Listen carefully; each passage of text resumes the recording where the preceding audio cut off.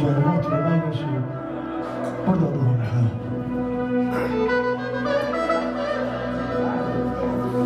Evet.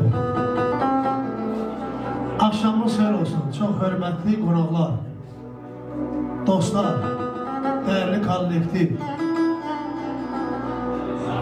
Bir neçə dəfədə, yəni bir neçə dəfədə birinci deyil, belə bir məclislər təşkil olunur.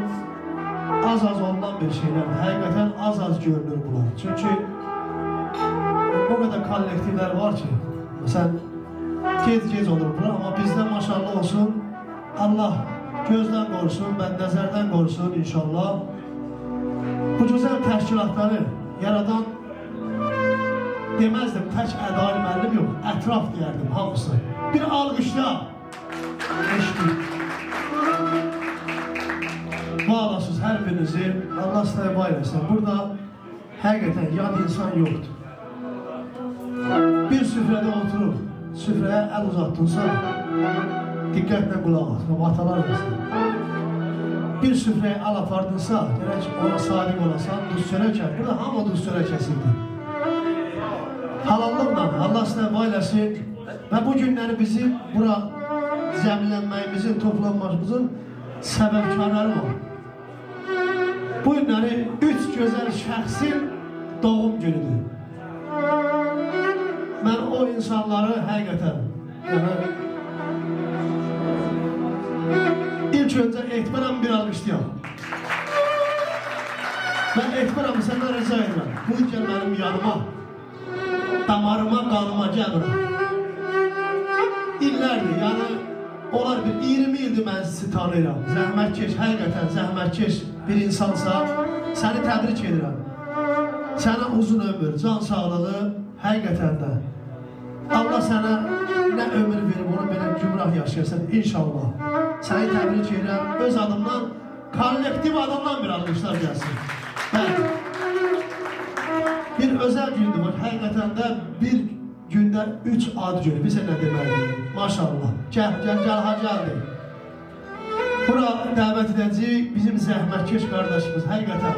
Haçan gəlir bura bizim elə bir ki öz evinə bizi qəbul edir. Murad qardaşımıza alqışlar da çək. Murad qardaşımız buyursun zəhmət olmasa. Səni təbrik edirəm əziz qardaşım. Allah sənə də bu keçmə-keçli yolları keçmirsən Rücü. Biraz bu qabağda yollar var. Hələ sən cavansan inşallah. Onları keçərsən, sən bu qamətlə, bu gözəlliklə, bu səxavətlə buna layiq olacaq. Alqışlar Murad qardaşımızla. Və bizim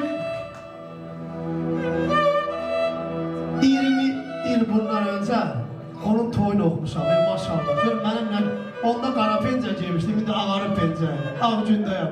Buyursun, Samik qardaşımızın ağ gündür. Buyursun, Samik qardaşımız. Səni təbrik edirəm.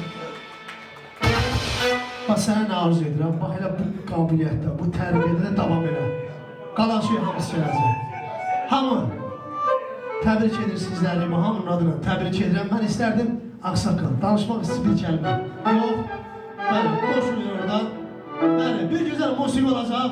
Alqışlarla, ad gününüz mübarək olsun deyirik. Ad günü mahnısıyla da bir geçməzsən.